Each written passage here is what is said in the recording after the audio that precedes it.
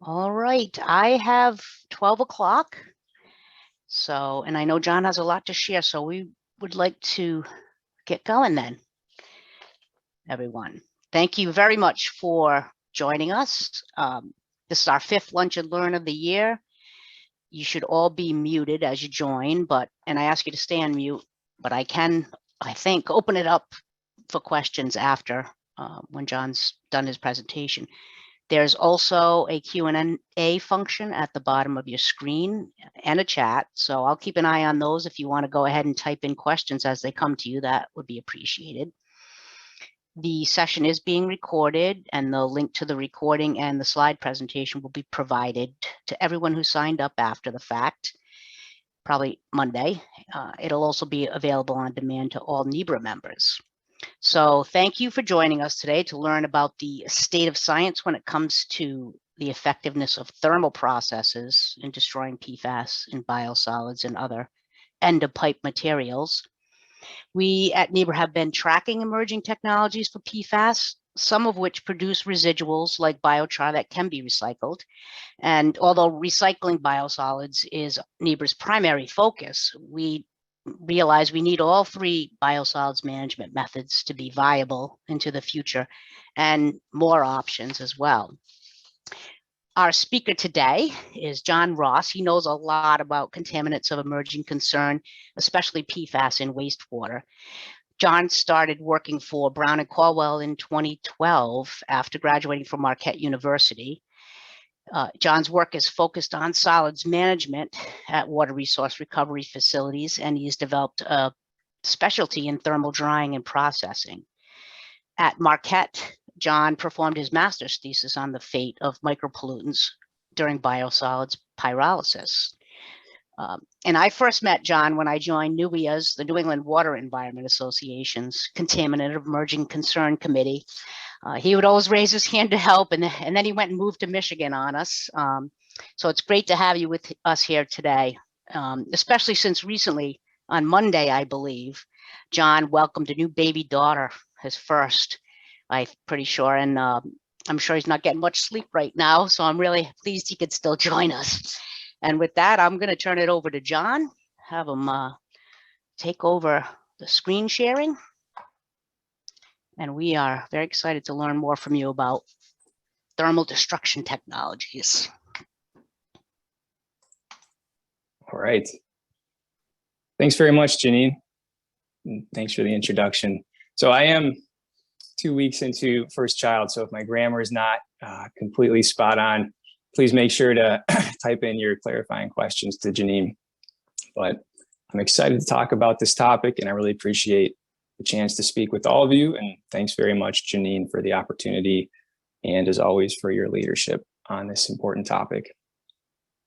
So today, I'm going to talk about 3 kind of primary topics around advanced thermal treatment technologies and the fate of PFAS.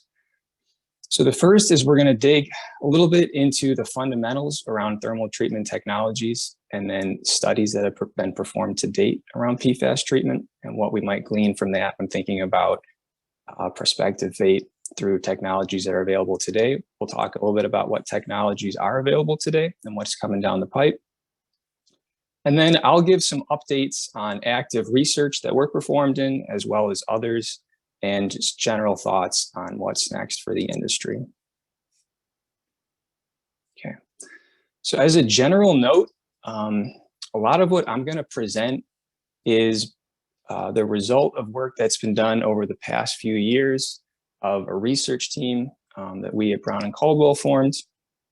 We've had support from partner utilities like the water utilities in Detroit and Chicago, and we've worked with academic partners. And a lot of it was to start to put our hands around what will happen to PFAS when it moves through thermal treatment processes. And so what you'll see is we're engaged in full-scale studies at sewage, sludge incinerators, and that's under the Water Research Foundation. And then below that are 2 papers that we prepared. The first around information that's been published and around thermal treatment technology parameters and PFAS destruction parameters to help inform how that study would be put together. And then the second is a summary of analytical tools around PFAS. And so I'll say that, a lot of these papers, we've got some upcoming presentations, and we've given some in the past where we've done some deep dive into each of these. So my goal today is to give kind of a broad brush stroke of where we're at, how all these come together, and just some general updates, because it seems like month by month, there's new information coming out. So then on the right, you'll see that we're also starting to engage in some research with pyrolysis and gasification as well. So we recently just finished contracting with the Water Environment Federation and working with several utility partners, and we'll be developing a PFAS destruction protocol with pyrolysis and thermal oxidation. So I'll talk a little bit about that, and that includes full-scale PFAS testing as well as bench-scale testing. And some papers that we put together to assist developing that study are shown below as well, and those are published in Water Environment Research.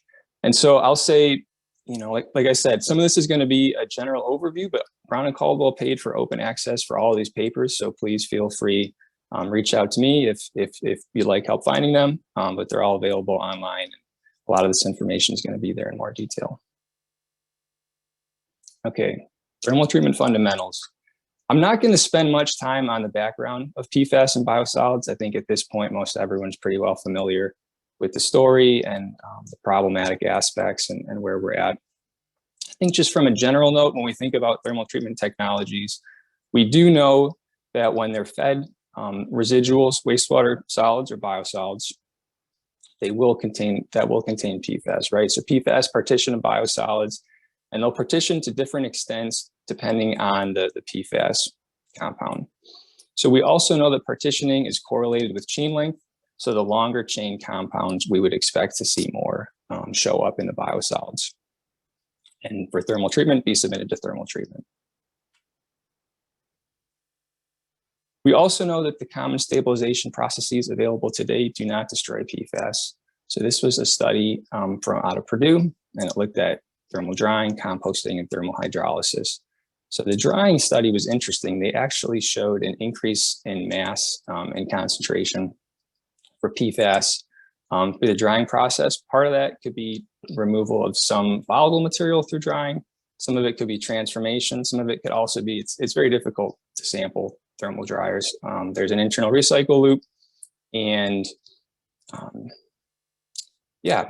differing residence times. But as a general note, we don't really expect thermal drying to destroy PFAS. Composting, this study did see a reduction in concentration, but a lot of that was attributed to the blending of additional feedstocks.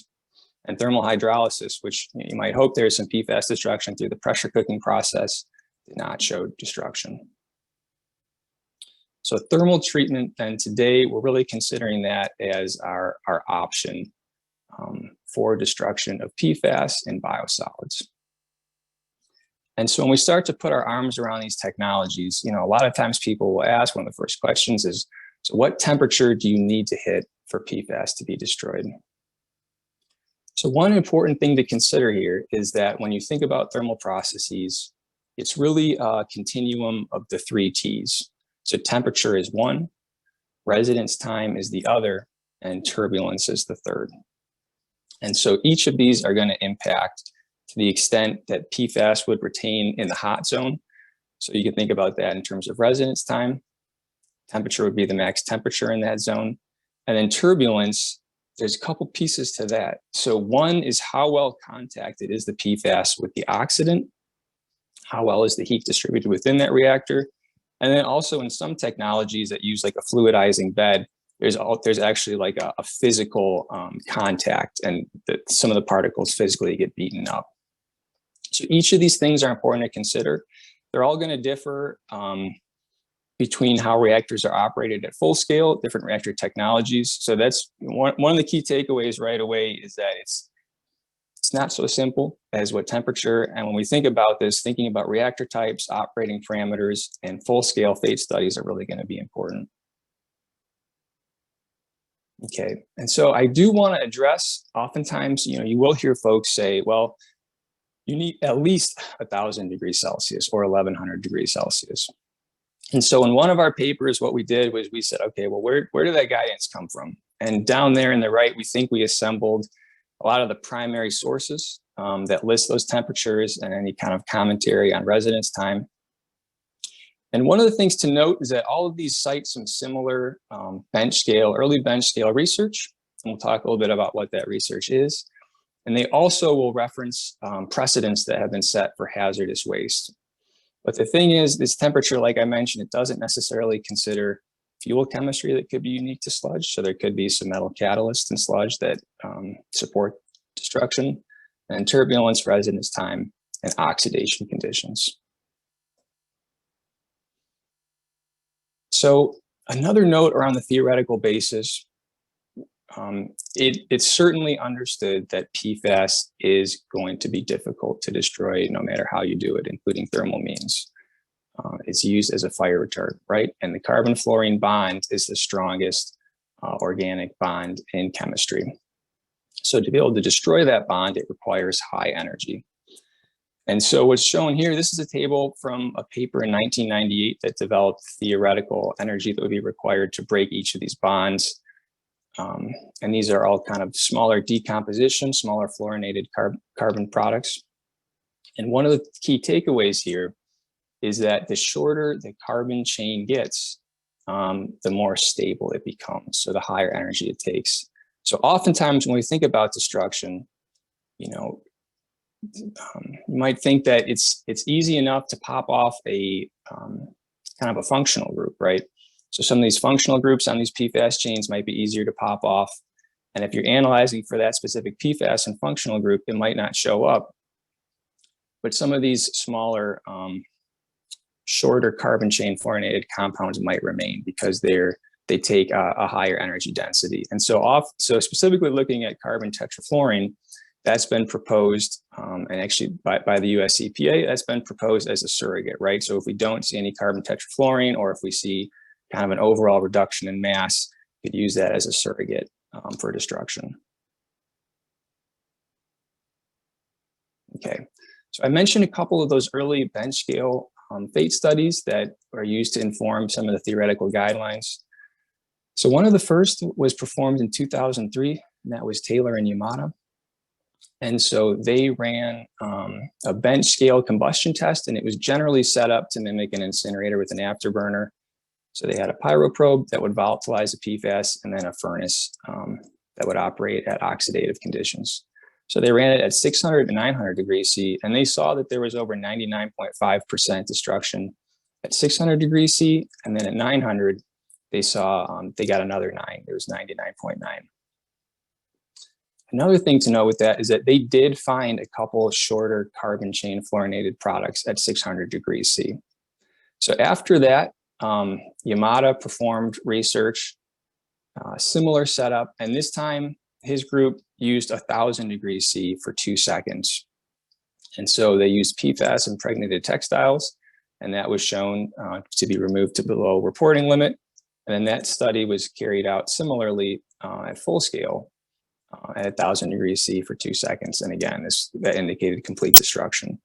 So, I think this is some of the early theoretical framework that informs a lot of the guidelines that you see around this processing. So another note, we found 21 different studies that through theoretical modeling or bench scale experimentation identified a range of thermal byproducts of PFAS. So this covered a range of temperatures, oxidizing and reducing compounds, and there were a number of fluorinated byproducts that were commonly detected and that could be detected and potentially picked up and produced through incineration processes of sewage sludge. So one of the main takeaways here is that they considered generally the researchers would consider that when the destruction occurs, it's through a unimolecular attack of the carbon-fluorine bond. So you're taking the high energy and you're just simply cleaving that carbon-fluorine bond. It's not necessarily a very reactive compound. When you have the fluorine radicals, when you feed it with a hydrocarbon fuel that can release relatively high amount of hydrogen, that hydrogen can scavenge the fluorine, and that will pick up the fluorine and it will prevent reformation and transformation products. So when we think about sewage sludge being a hydrocarbon, that is certainly promising in terms of preventing reformation through these processes. Okay, so we did find 7 full-scale incineration studies that were completed since then. None of them had measurements in the air emissions stream. This is kind of in recent history. We'll talk about a couple other active studies that are engaged in this, but so these 7 overall, they showed good PFAS destruction with a variety of substrates. So these are all different types of incinerator configurations and different feedstocks. And they would ultimately suggest air emissions low. There were some studies that did find measurable PFAS in the ash. And then specifically on sewage sludge incineration, study in 2007. And so that detected PFAS in a multiple hearth furnace ash.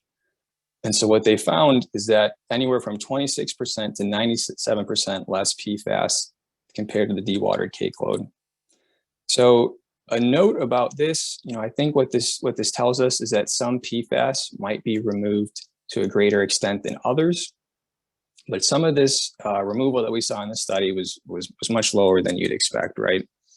And so part of that, this study in particular, it had a carbon monoxide residual of about 500 ppm, which is a lot higher than we would expect, or would be indicative of a well-performing incinerator today.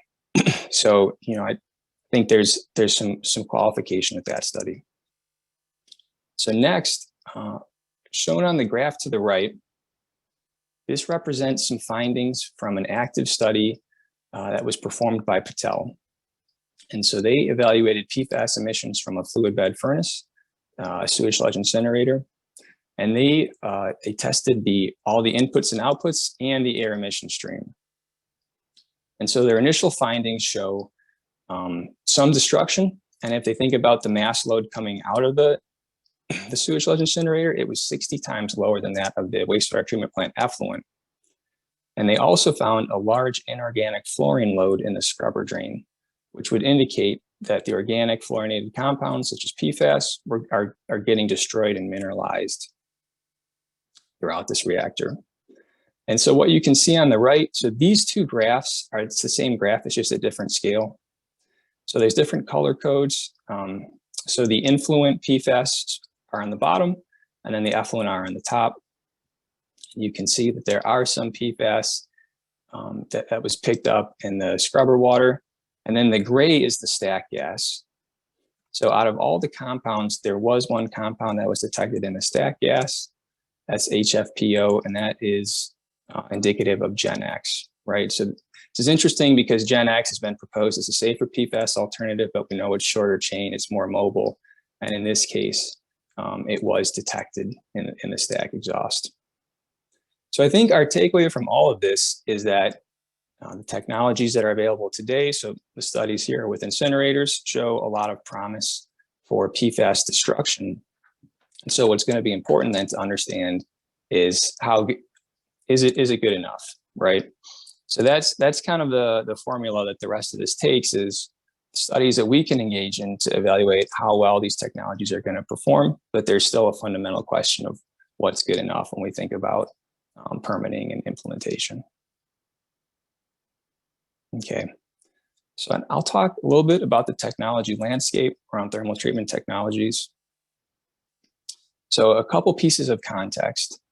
So one, if we think about US EPA actions on this topic, so we know that around PFAS and biosolids, there's a large scale risk assessment project underway that's going to provide a framework and direction for all the states and how the program should be moved forward in general. But in the same time, they're advancing a number of things in parallel. So one is the draft methods. And, Janine and Ibra have done a good job covering the updates there and what those mean and labs that are able to do it. And then the second is they have been evaluating destructive technologies. So in 2021, they published research briefs around incineration, pyrolysis, gasification, and supercritical water oxidation. So from that, we can tell that the EPA has identified those technologies as technologies of interest. And expect further studies going forward in the future. And similarly, these are the technologies that we're seeing that are commercially available and are of most interest at this time. So we'll talk about a few other technologies that are emerging. So one thing you'll note here is that these are all kind of dry treatment technologies, and there's a number of wet thermal treatment technologies, supercritical water oxidation being another. But there's others that are emerging and being introduced to the US that could also provide an interesting alternative. Okay, so a couple other pieces. We're seeing that the US EPA in 2022 issued a detailed information gathering project for pyrolysis and gasification. They currently don't have regulations on the book when treating waste streams or biosolids. So that could provide some further clarification and again indicates interest in the technologies. US EPA also published preliminary PFAS fate findings from full-scale testing at Silicon Valley Clean Water Authority from a biosolids pyrolysis system. We'll talk a little bit about the findings there. So a couple other things we're expecting in the future: updated guidance for PFAS disposal and destruction, more PFAS combustion findings. So US EPA is engaged in full and pilot scale research as well. And then 2024 is when we expect this to be rolled up into the risk assessment. Another piece of context, so Janine mentioned it, when we think about biosolids management, specifically in New England, thermal treatment does represent a large portion of the biosolids management options. So you can see in 2018 in a survey, 52% of the biosolids managed in New England were incinerated. And so that's also a good indication of when we think about these treatment technologies, a lot of our research has started with incineration, 60 incinerators running in the US, and they do represent kind of the proven demonstrated method for thermal treatment. All right, so getting into that, let's start to think about how these technologies start to stack up against each other, and then think about some of those 3 T's in residence time, and then what that means for future studies going forward. So incineration, we'll talk a little bit about the incinerator furnace technologies that are available, but typically you see max temperatures up to 800 to 900 degrees C. And in terms of residence time, gas residence time, they're often operated with residence times of 6 to 10 seconds. Especially fluid bed furnaces are designed to have like an afterburner in the top chamber where they're submitting that gas to high temperatures at those extended residence times. So that's a lot longer than kind of the 2-second residence time that was considered in those early scale bench studies. And the other piece with this, right, is that incinerators come with 100 years of operating experience. When we think about some of these emerging technologies, there's a lot of interest and there's a lot of promise for them, and I'll talk a little bit about some of their merits. But one of the key takeaways is that there's only a couple of years of operating experience with these technologies in the US. And so it's going to take some time. It's going to take industry research and collaboration and study to better understand how to adopt them, how to advance them. Like I mentioned, that's the study of one of our other lines of paper around what's it going to take for these technologies like pyrolysis and gasification to reach demonstrated scale. So I want to make a distinction here. When we think about pyrolysis and gasification, so typically that reactor is operated at temperatures from 650 to 850 degrees C. And so that is with no oxygen or limited oxygen. And so typically what we're doing there is trying to get the biosolids up to a temperature, have that temperature well distributed and held with enough time to volatilize material into the gas phase and then produce a biochar like Janine mentioned. So it's not necessarily typically used for treatment of the gas stream that's volatilized within it. However, you can get treatment of the gas stream, especially depending on the temperatures that you operate. So like I said, when you get temperatures of higher at 850 degrees C, we might start to expect some PFAS being destroyed within that pyrolysis reactor. So what's commonly used to treat the off gas from that pyrolysis reactor, so I'll say what's been used to treat the off gas for pyrolysis and gasification systems that are installed to date is a thermal oxidizer. And so that will take that gas stream that's fuel rich, that will inject some oxygen, and you'll be able to combust that material at a temperature anywhere from 850 to 1050 C under controlled residence times, 1 to 2 seconds.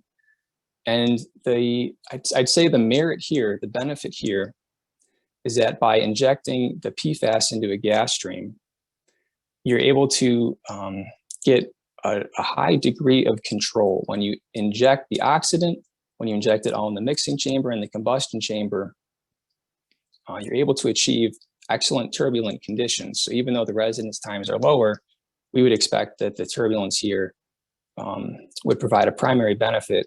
And this thermal oxidizer, so this is what you'll hear folks talk about as being permitted already for a best available control technology for PFAS treatment. That's the reason why, is because it can achieve those temperatures, residence time, and turbulence reliably. Okay, so I hinted at this. When we think about incinerators, it is important to think about the 2 different furnaces that are in use. So the figure there on the right, so on the left is a fluidized bed furnace, and that's what's most commonly favored. That's what's most commonly installed today from an energy and emission standpoint. And so, like I mentioned, you've got a fluidized bed where the particles are being beat up in the bottom. So that provides some turbulence and some physical attack. And then you've got the residence time in the freeboard chamber where you've got the temperature. So the multiple hearth furnace is an older technology, but one merit to this is that you often see them operated at higher temperatures. So you're physically moving the material through on those sliding grates, but the higher temperatures in there might offer a benefit towards PFAS destruction. And so then there's other alternative furnaces that are emerging in this space. So way to sum it up here: fluid bed furnace, extremely turbulent, long gas residence time; multiple hearth furnace, long solids residence time, potentially high temperatures. And so down here is a summary of some of the temperatures that we would expect through multiple hearth furnace and our fluid bed furnace. And so you can see there are some multiple hearth furnaces that in the combustion hearth can achieve temperatures up to 1,000 degrees C. And then you can compare it. So there's a couple other kind of similar combustion devices that have been considered for study in this space, and those are rotary kilns, liquid injection furnaces, and moving grate. And the temperatures here shown are comparable, but oftentimes these rotary kilns are operated at higher temperatures. And so these also have been proposed as a means for PFAS treatment. And so oftentimes here we'd be thinking about using dried biosolids in a rotary in a cement kiln. All right, so I think what's helpful to compare pyrolysis and gasification to incineration is to start to break down the processing steps within them, and then the implications for PFAS fate. So if we were to break down the steps, you actually have kind of a similar continuum throughout all these processes. So the first is when you introduce the wastewater solids feed, there's going to be a drying zone that removes all the remaining moisture. So that requires heat. So from there, with pyrolysis, you're subjecting the dried material to high temperatures without oxygen. And so that decomposes the organic material into a fuel gas. And so that fuel gas will have constituents of hydrogen, hydrocarbons, carbon monoxide, carbon dioxide, and water. And typically what we'd think about for PFAS boiling points, anywhere from 200 to 400 degrees C. And so you saw pyrolysis is typically with wastewater solids conducted with at least 650 C. So we would expect the PFAS to be volatilized into this fuel gas stream. So I also want to pause here. So one, I think there's one key point that separates pyrolysis from incineration, and that is that it's able to produce hydrogen. And so this is, it was a little bit lost on me. And the more that I've spent time evaluating these technologies, I think it's important to really keep that front of mind. So what that means is that by volatilizing hydrogen, you're extracting energy from the feedstock, putting in the fuel gas in the form of the hydrogen, but you're leaving behind the carbon as a dense kind of carbon residual in biochar.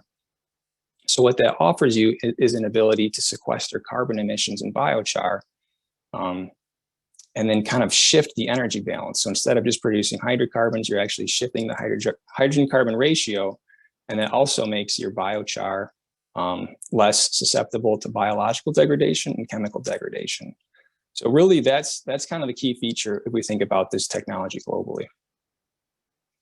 Okay, so if you stop the process there, that's pyrolysis. So then when we start to think about gasification, that's when we're injecting a limited amount of air, oxygen, or steam. And so what you're doing there is you have a partial oxidation of the char or a little bit of the fuel gas. So that breaks those constituents down into smaller components. And then it also releases heat inside. So the advantage there is that you have kind of an internal direct source of heat, and you don't need to apply it to the reactor wall, which is one of the limiting factors of how pyrolysis is going to be scaled in the future. And so those partially oxidized materials are passed through another reductive zone, and that's where you can produce a reductive gas with a lot of carbon monoxide. And the benefit there is that you have kind of shorter hydrocarbons and an easier to manage gas stream. So the process variables here are all going to be temperature, retention time, and the amount of oxygen that's added. So just briefly, I mentioned that pyrolysis and gasification today are installed with thermal oxidizers on the back end. And so I think it's helpful to just kind of take a look at a simplified flow schematic, because even though within the reactor, there's a lot of different things going on, if we look at them globally, they have a very similar flow sheet when they're installed today. So that is, they'll have a standalone dryer, they'll have a separate reactor, so that would be for pyrolysis or gasification. Fuel gas would go to a thermal oxidizer, and the heat would be recovered back to the dryer. And in the case of pyrolysis, that's sent around the exterior of the pyrolysis reactor. So here's a snapshot. This is courtesy of Char Technologies. So they use a rotary kiln reactor. There's heat applied on the outside. So that's the indirect heating there. And that's from burning the fuel gas. So then compare that to gasification. So in this case, you have partial oxidation occurring within that reactor, but there's still a fuel gas with appreciable content that can be burned in the thermal oxidizer. So here's a snapshot courtesy, this is Eco Remedies technology. So they'll introduce a limited amount of air, controlled amount of air on the bottom. And so that's where they can control the amount of gasification reactions that are occurring, and then they call that syngas that moves out through the top to a thermal oxidizer. So a general note on this, so I mentioned this is the configuration that we see that's been commonly installed to date. There's a number of technologies that are planned for the future, and those plan on doing different things with the fuel gas. So there's a lot of different things you can do there. You can condense out an oil fraction, and you can hydrotreat that oil for use as a fuel. You can put it back to an anaerobic digester. You can kind of further, if you operate the pyrolysis reactor at higher temperatures, you can further crack the hydrocarbons, scrub those out, and use those in combustion devices. So all of those are going to have different implications for how PFAS is treated and how PFAS is managed. But starting from this, I think this is a helpful framework to start from, of having the fuel gas go directly to a thermal oxidizer. Again, because this is how the technologies are in place today. And then also that thermal oxidizer by itself is certainly worth studying and thinking about as a means of PFAS control. Okay, so to that point, as I mentioned, thermal oxidizers have been permitted for use as a PFAS control device. And so just within the past couple months, there's been some results published. So this is from the St. Gobain Chemical Facility in New Hampshire. So they put a thermal oxidizer on gas phase PFAS emissions from a chemical manufacturing process. And so what you can see is that from stack sampling conducted in the summer of last year, they detected PFOA at a level of 0.007 microgram per cubic meter, and then 0.003 for PFOS. And then you can compare that. There's also been some full-scale testing that was done, and this is for a sewage sludge gasifier in Logan Home, and this was in 2020. And so when you convert these units, they didn't necessarily kind of separate out these compounds, but they did sum a total mass of 28 PFAS, and they got a total of 0.04. So this is where this is really some of the first data we're starting to see for air emissions around thermal oxidizers and what we could expect from these processes. And so I think what's helpful is that the St. Gobain facility, they did note that those limits were acceptable to the site-specific permit issued. They didn't mention what the permit limits were, but we do know that the Michigan Air Quality Division is proposing outdoor air health-based standards, and those are shown below. And New York State DEC is also proposing an annual guideline concentration for PFOS. And so you can see that these thermal oxidizer emissions are below these, at least these kind of Michigan and New York State proposed limits. And again, show promise for PFAS control into the future. That said, it's hard to predict where public perception is going to go with this. And so there's still, kind of a long, I'd say there's going to be a long road to really understanding what each site-specific criteria might be, or how each of these units are going to be permitted. So this is kind of a first cut assessment. Okay, so now I'll get a little bit into some of our active research updates. So like I mentioned, we feel that it's of primary importance for the industry to conduct full-scale PFAS phase studies, right? Because we know, based on the underlying research, we know that technologies like SSIs will degrade PFAS, but it's important to know to what extent and how the operating parameters play into it. So we also know that not all PFAS are equal. So for example, some polymeric PFAS might readily degrade, while decomposition products like carbon tetrafluorine may prove difficult. We also know the fuel chemistry of sludge is expected to bolster destruction. And then the other thing we haven't talked about is that each of these technologies are going to have their own air pollution control, and that's expected to capture any PFAS residuals in the gas stream as well. So so typically all of these technologies are going to have a wet scrubber, and that's going to work well to capture any particulates that might have PFAS residuals moving through the system. And then oftentimes there's a media scrubber for mercury or activated carbon. And that you would also expect to provide PFAS polishing on the back end, similar to how that technology is used in drinking water. So I haven't seen any data on that, but we also think that that's going to have a promising impact. Okay, so the one study in particular that we're engaged in is with the Water Research Foundation, and this is under Tailored Collaboration Project 5111. And so our fundamental question here is, do SSIs destroy PFAS? And so here we'll talk a little bit about kind of the analytical plan, but we have two full-scale incinerators. And for those of you who operate incinerators or kind of work in the space, you'll probably know our PI, Lloyd Winchell. When he put this study together, he was able to get 11 partner utilities, all who operate incinerators or who have interest in the technology, to put together support towards this study. And it ended up, so we've got two full-scale testing, so I think I mentioned one at a fluid bed, one at a multiple hearth, and that testing was recently completed last month. So we're now into the data analysis phase. Talk a little bit about what the testing method developed for that is.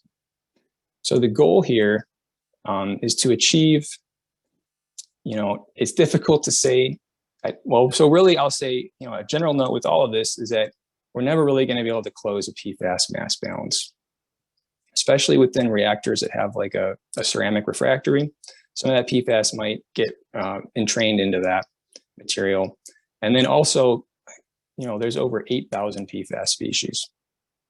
So the primary opportunity for measuring the PFAS, the species that we're aware of, is through targeted analyses. So typically that's going to be anywhere from 40 to 50 PFAS species.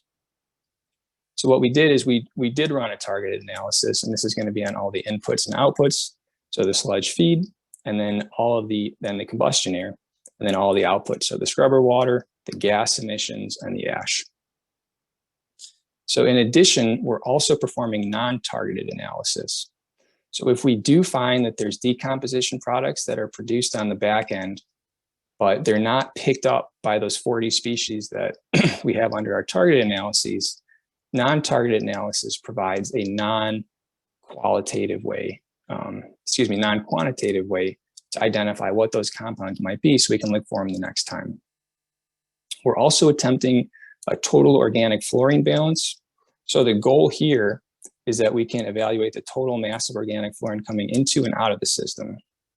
So we can think about destruction and mineralization, right? So if we get mineralization, that's going to transfer PFAS from an organic form to an inorganic form. So we can think about transformation, mineralization on a global scale. So, this method is very much still in draft form, and the detection limits are not as refined as targeted, but we do think it's important as kind of a global means of PFAS destruction in the system. We've also included FTIR, and so that's going to provide real-time monitoring of single, double, and triple carbon chain fluorinated compounds. So we are going to get a complete readout of carbon tetrafluorine as well as others. And as I mentioned, those would be some of the decomposition products we would expect if there was incomplete combustion throughout the system. And then I'll make another note. So one thing that is important is that the air emissions method that we're using is OTM. So it was recently published as a draft method, OTM 45, and we are performing sequential extractions on that. So, the difficult thing about PFAS is that you can have neutral, polar, twitterionic, volatile, non-volatile. So it's important to keep in mind all of the different types of PFAS compounds that can be moved through a system. And so in this case, we're using sequential extraction to pick up neutral compounds like FTOH and the polar compounds that would be more representative of the PFAS that you would expect in a typical targeted profile. So we don't yet have a means, the industry doesn't really have a means yet for measuring polymeric PFAS, but it's certainly on our radar and something we're interested in evaluating going forward. So our final report, optimistically, we're looking towards fall 2022. Some of that may shift depending, the non-targeted analysis is really going to be the limiting factor here. So this material may get rolled out in phases, but we do expect to have this data available this year. All right, so I'm just going to briefly introduce the next study that we're starting up. And so this is applying that same testing methodology to a biosolids pyrolysis system with a thermal oxidizer. And so again, we'll look at all inputs and outputs, including stack emissions. So this will be evaluated at full scale, and Silicon Valley Clean Water Authority is providing operation support and funding, and they're a key partner, and we have several utility partners that are supporting this. And so that's where the testing is going to occur, and that's planned for this summer. And then as part of this, we've also commissioned a bench scale pyrolysis and thermal oxidation unit that we're currently calibrating to operate at the same conditions as Silicon Valley. So some of the drivers for developing our own bench scale system. So you can see when we did the full scale FATE study, it's months of preparation and high cost. So each full scale test event is at least $100,000.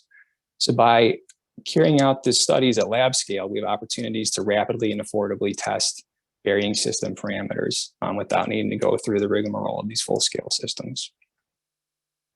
So it's critically important then that we do calibrate the system so it's representative of the full scale systems, and that it's going to provide the same PFAS destruction that we would expect in the full scale unit. So here's kind of a snapshot of the unit. So we'll have an oven dryer, a continuous stir pyrolysis unit, and a thermal oxidizer. Thermal oxidizer is not shown, but that's going to be on the bottom. So it'll have about a 2 pound per hour dried product loading. And so the way that we're going to run it is we're going to operate it at different, we'll operate it at similar temperatures, but monitor the residence time throughout each to make sure we get the same biochar production, same type of drying parameters, so that when the system goes through, like I said, it's calibrated to represent the full scale conditions. So once that's done, we'll have a system that we can then evaluate different types of thermal oxidation operating parameters different pyrolysis temperatures to evaluate PFAS destruction under different conditions going forward.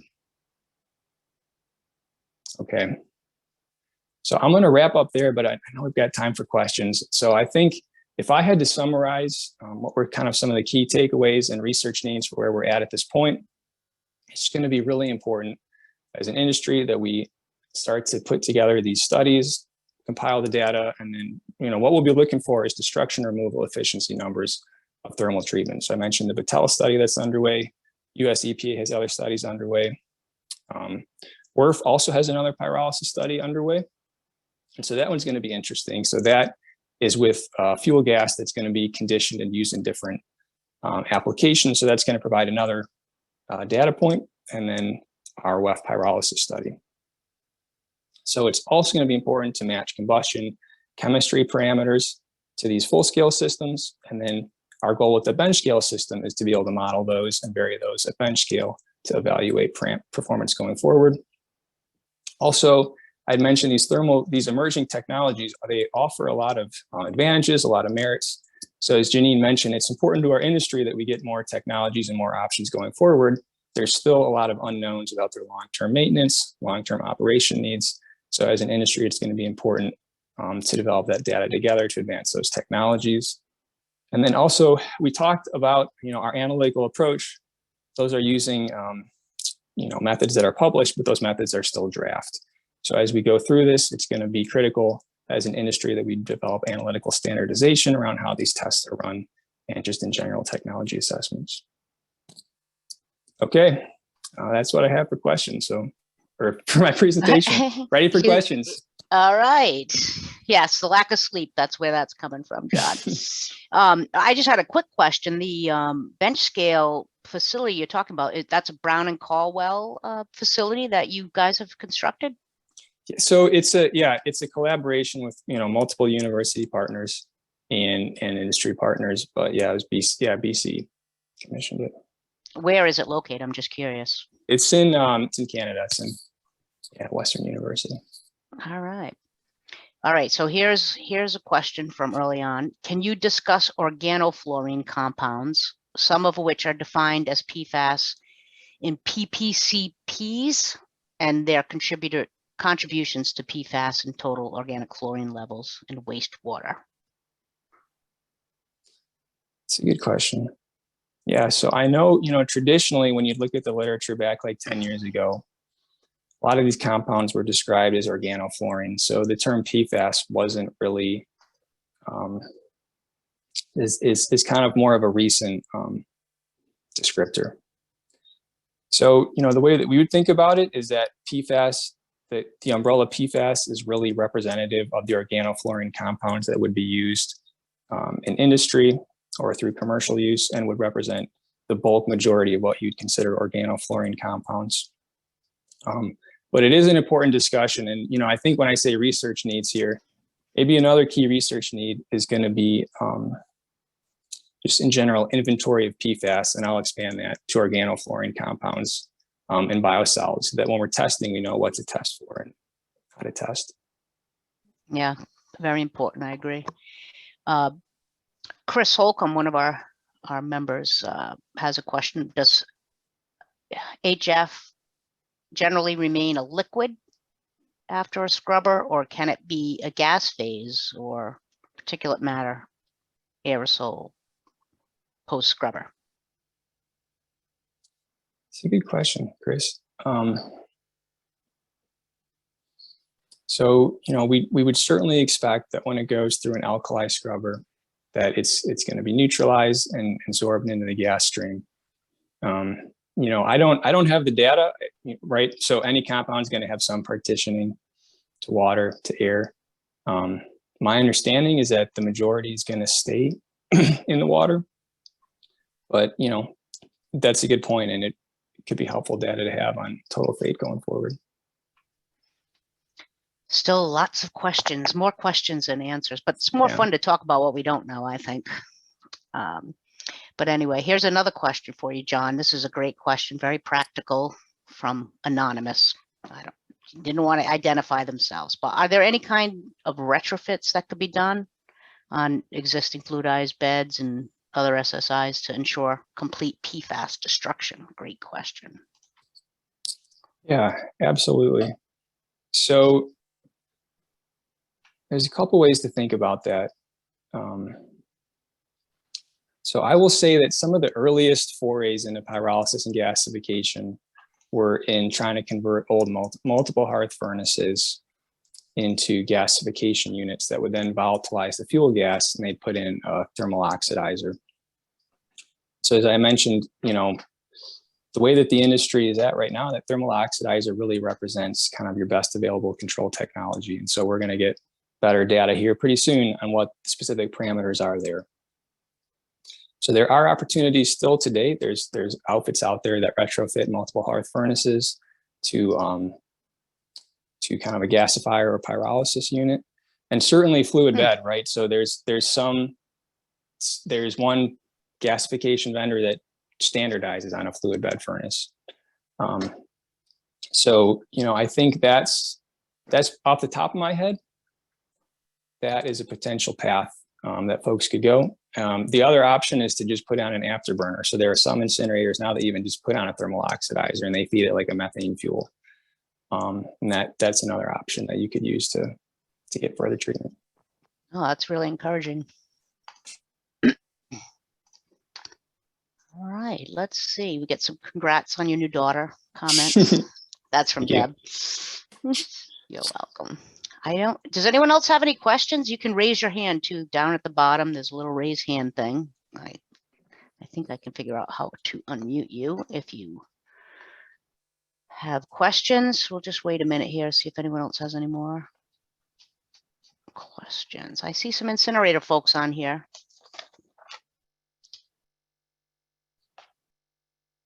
But you must have done a great job explaining all the details, John, as usual.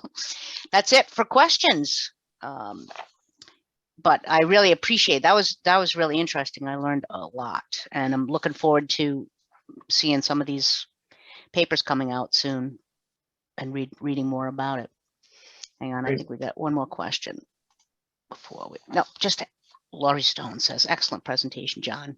It was, and I really appreciate you taking the time today, especially your busy week this week.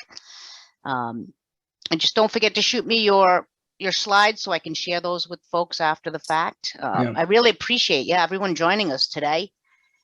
This was a great session. I think the next one is scheduled for June 24th. One of our research committee members, AJ Singh with ListTech, is going to teach us more about thermal hydrolysis. So still on the thermal process there, but check out our events page for more lunch and learn schedules. And if you're really interested in learning about something specific, let me know, because I'd be happy to make a lunch and learn about that as well.